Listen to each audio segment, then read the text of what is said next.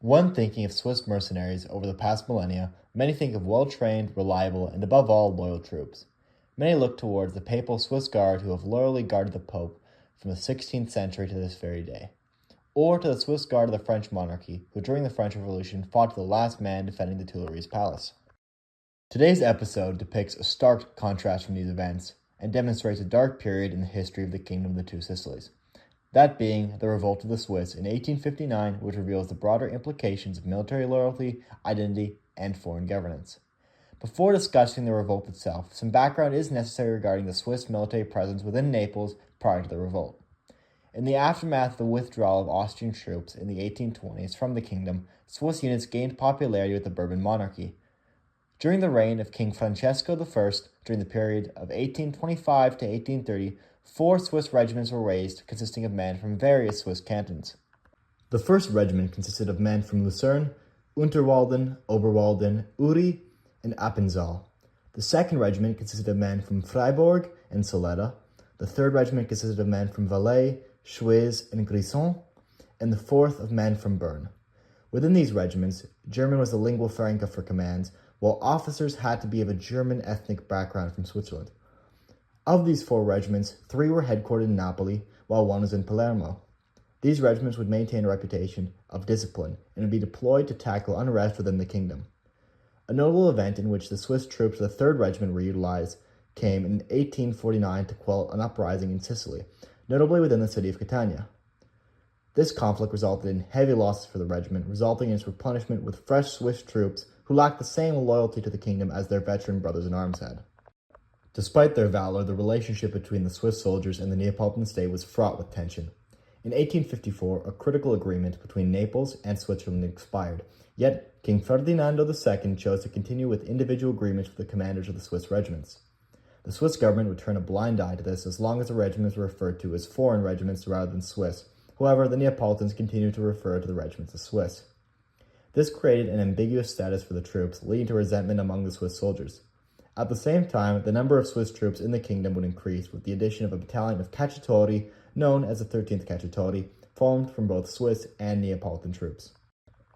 The seeds of the revolt were sown when in 1859, during the first year of the reign of King Francesco II, the Swiss government prohibited soldiers serving abroad from wearing the cantonal coat of arms on their insignia.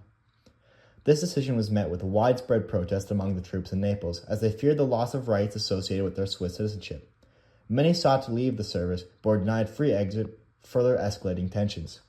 The unrest would culminate on the 7th of July, 1859, primarily involving troops from the 3rd and 2nd Regiments.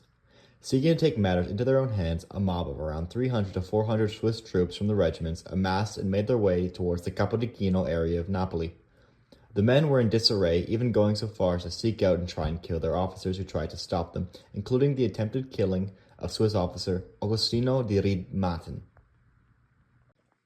On the night of the 7th, the king would try to negotiate with the rebels and ease the tensions. However, the mediation between the Swiss troops and the palace of Capodimonte would fall through.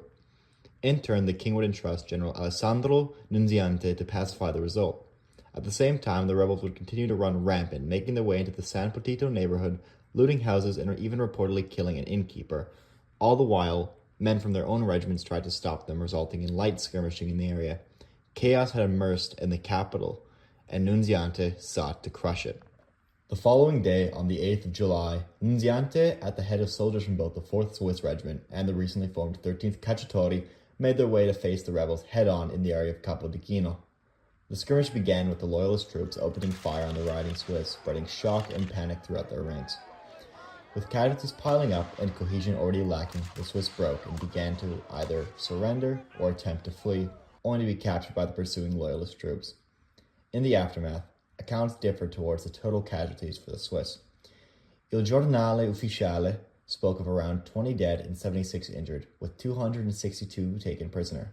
However, sources from the State Archives of Naples say there were 21 deaths, with 9 from the 3rd Regiment and 12 from the 2nd, in addition to 49 wounded, with 27 from the 3rd Regiment and 22 from the 2nd.